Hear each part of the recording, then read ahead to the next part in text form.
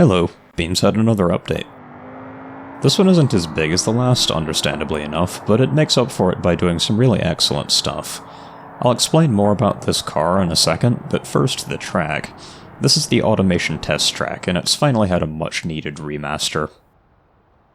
The racetrack part of the map is obvious, but it also has, and always had, a good bit more.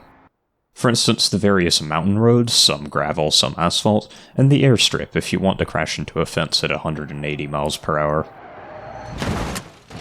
Still, the test track itself is the main feature, and every racetrack needs a car to race with. This is the ETK K-Series GT4 car, though it's spelled out as in GT-IV with a Roman numeral, presumably to avoid copyright issues with the real GT4 race series. I've only driven it for maybe 30 or 40 minutes while filming this video, but that's more than enough time to say that this car is amazing. I'd be happy with the update if this was all they added, though of course there's a lot more. You see, this car is part of a full refresh of the K-Series as well as its wagon equivalent, the 800 series. I can't show everything because I have neither the time nor the narrative skill to make that enjoyable to watch, but I'll show you some of the more interesting things this update can do. Aside from the various pre-made configurations of the K-Series, there's some pretty interesting stuff you can do with the parts selector. This is my own creation, and it's certainly something. Basically, I took the normal car, swapped in some race bodywork and a big V8, new for this update by the way, then I gave it rally suspension and big wheels, and now I'm driving it like a Gymkhana car. Full disclosure, it doesn't actually handle very well at all because to get this particular tire size I had to use standard road tires. Still, I think it's a pretty good demonstration of how far you can go modifying this car if you feel like it. By the way, did you know this tunnel existed? Me neither. It leads to that tricky little rally stage at the top of the mountain, apparently. I find this really difficult to drive because it's downhill and dirt and very fast, and this car is not stable. You don't want to know how many takes I took to do that.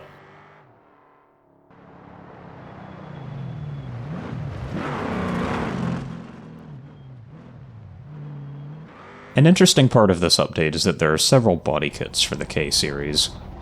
There is of course the normal one, but there's also the Turbo Rabbit one, no points for guessing what that's supposed to be, the TT Sport Widebody, which is also used for the race car, and the Rennspecht version. Now, as I said, the ETK 800 series also got a refresh for this update. It's labeled as an ETK refresh, but the devs seem to have forgotten about their own car, the I-Series, which is the older ETK. Anyway, let's check that out. It too has a body kit, if you can call that weird plastic trim a body kit, but, much more importantly, there's a sedan. Yes, finally. We have a modern sports sedan. We don't have a lot of time with this car, so I'll talk about it really quickly on the way to the next big feature of the update. The idea of a modern ETK sedan is not new. There was a mod that added one based on the K-Series a while ago, but I really like this official version for the 800. I don't think I've ever really mentioned this, but I have a secret love for sports sedans. They're like their two-door cousins, but a little less obvious. I think this will get overshadowed by the other things in the update, like what's coming up ahead, but I do really appreciate this car. Anyway, brace yourself. This is quite a big thing, and I mean that literally, because what you're about to see is so laggy I had to record in slow motion and speed things back up afterwards. Yeah, so here's every car in the game, just about. You see, like with the Stembeco from the last update, they've added some openable panels. And it's not just for this car.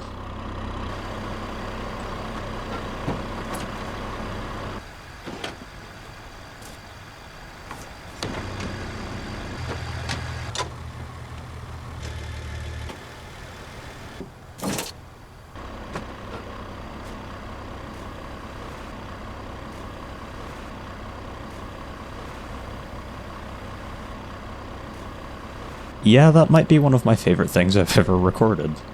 Let's move on before my PC explodes. A much less interesting but still noteworthy addition is the stats screen, which you can see here.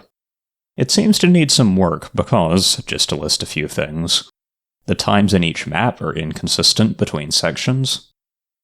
The free roam time is inconsistent between the game mode and the actual total hours in the free roam menu. I most definitely have not reset 3,100 times since the update came out. And the odometer lists the cars by their internal name rather than the model name. For instance, the Stembeco is listed here as mid-truck.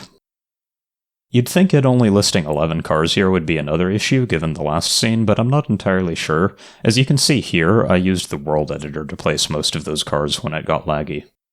This is definitely wrong, though. A less broken UI change comes in the form of a reworked upgrade menu. It's real simple stuff, but it does look a little bit nicer. They also added a way to check for broken mods. I'm not using any mods for this video, but if I were to turn one on that I already know will be broken as an example, not only does it tell me it's broken, but it also tells me why. In this case, it's a change to the roll cage. If you play with a lot of mods, despite the gigantic mod list I usually don't, this will be very useful for you. The most subtle change of the update is also one I've wanted for quite a while.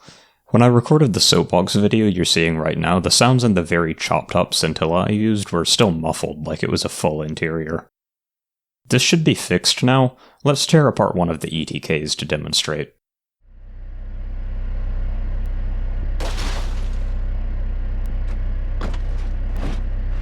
So here's the exterior sound.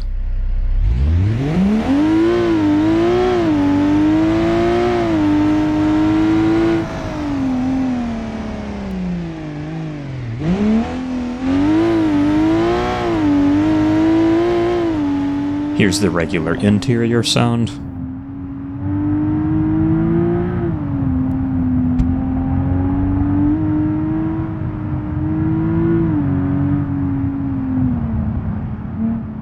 And, forgive the gratuitous hill climb footage here, I demoed the sounds for a long time because it was fun. Here's the doorless, windowless interior sound.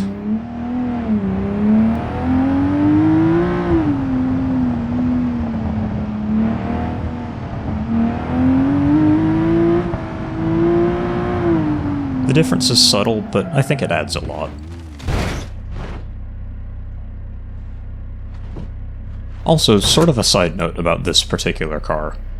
Though there are a few versions of the K-Series added for this update, this is not one of them.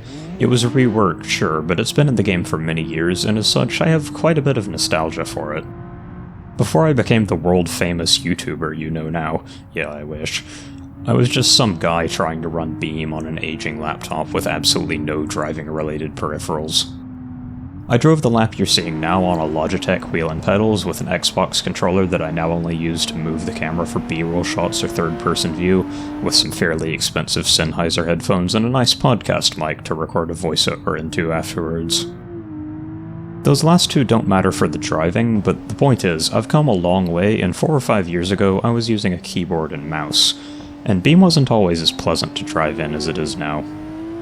There were very, very few cars I could manage to control in Beam back then, and the fastest I could drive was in a Sunburst. Except, that is, for the Track Day K-Series. I have very fond memories of this car making me feel like I actually knew what I was doing, and it's probably the car I put in the most hours with in my early days with the game, so I'm glad it's still around. And it's still Beam's most forgiving race car.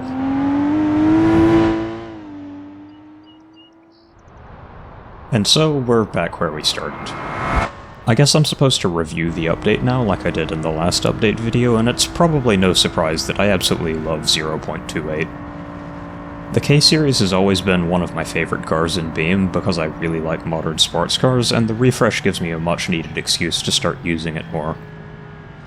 Plus, we get a sports sedan, which I have already expressed my enjoyment of, and the hardcore race car I'm driving right now, which is a nice opposite side of the coin to the track day car. Both are fast, both are great fun to drive, but this one's more of a challenge. Not much, it's still pretty stable, but I would be less comfortable driving this with a keyboard. I'm also really happy to see the auto track updated, because I really enjoy Beam as a one-car racing sim, as absurd as that sounds, and as such, this gives me a reason to drive here more often. The little UI changes are nice, the sound changes, which also have improvements for a normal enclosed interior too, by the way, are excellent for someone like me who drives mostly in first person these days, and unlike my one complaint with the Johnson Valley update, there's plenty of variety here. Anyway, we're near the finish line now, so I think it's time to end. Thanks for watching, and goodbye.